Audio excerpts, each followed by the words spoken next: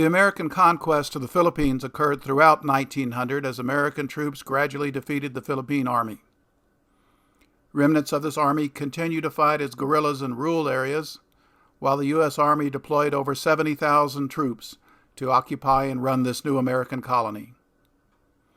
This agitated some locals, while drunken American soldiers often provoked incidents, especially in pursuit of local women.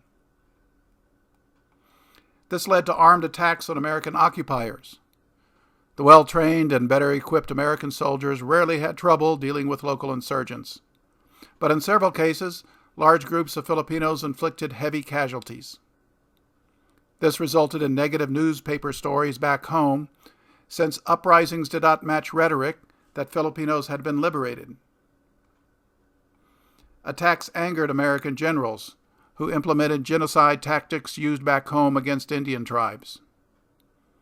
Army Brigadier General Samuel Young advocated the use of, quote, remedial measures that proved successful with the Apaches, end quote. The basic strategy was to concentrate the population in towns and camps, hence the term concentration camp. This was done in the Philippines. Then soldiers roamed the countryside or traveled aboard boats to burn houses and food stocks, destroy fishing boats, and shoot farm animals and defiant villagers who refused to live in the camps.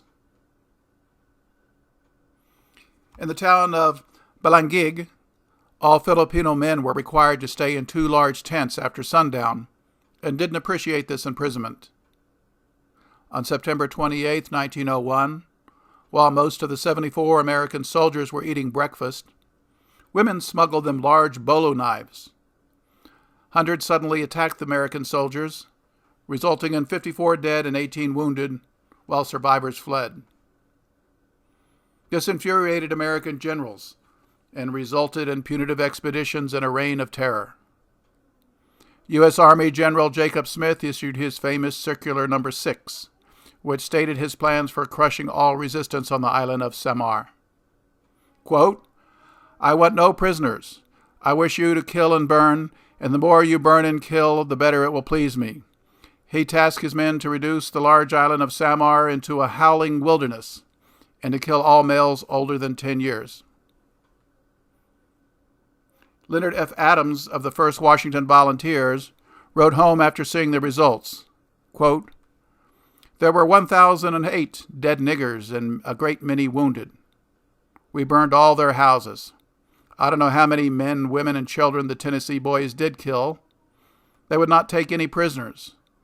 One company of Tennessee boys was sent to headquarters with 30 prisoners and got there with about 100 chickens and no prisoners, end quote. Army Brigadier General Franklin Bell told the press, quote, I can't say how long it will take us to make a wilderness of that country, but it will eventually take place, end quote.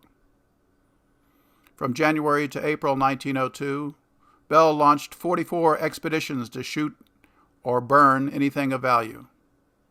Just one expedition destroyed 500 tons of rice and corn, hundreds of hogs and chickens, 6,000 houses, 200 oxen, 800 cattle, and 680 horses.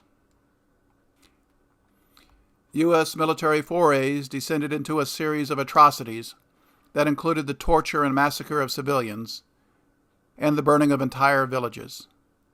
American soldiers often employed water torture to gather information and tortured those most likely to know details, like the local mayor, police chief, and priest.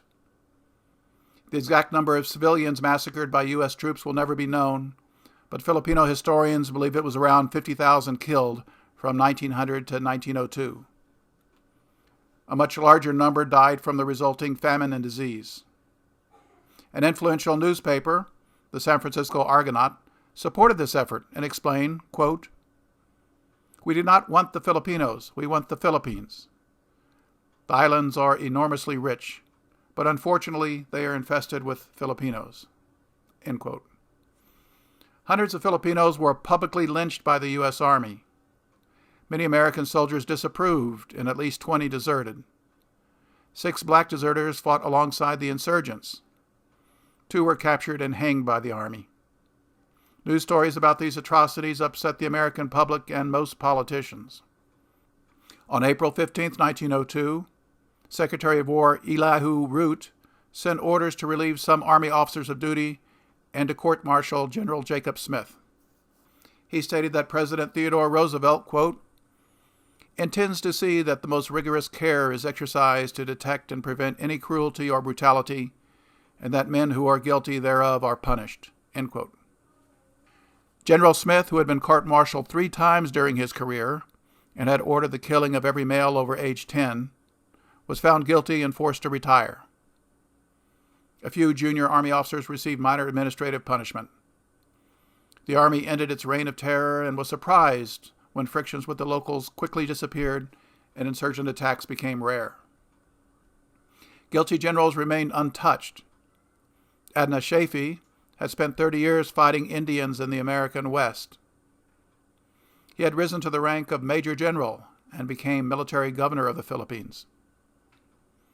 Chafee had told his officers that it was his intention to, quote, give the Filipinos bayonet rule for years to come. His orders were largely responsible for these atrocities, yet he was promoted and served as Chief of Staff of the Army from 1904 to 1906. Brigadier General Robert Hughes, U.S. Commander in Manila, was promoted on return to the States and appeared before a Senate committee in 1902 to explain why American soldiers killed women and children. He told the senators, quote, the women and children are part of the family, and where, if you wish to inflict punishment, you can punish the man probably worse in that way than any other, end quote. When asked if this violated the rules of a civilized society, Hughes replied, quote, these people are not civilized.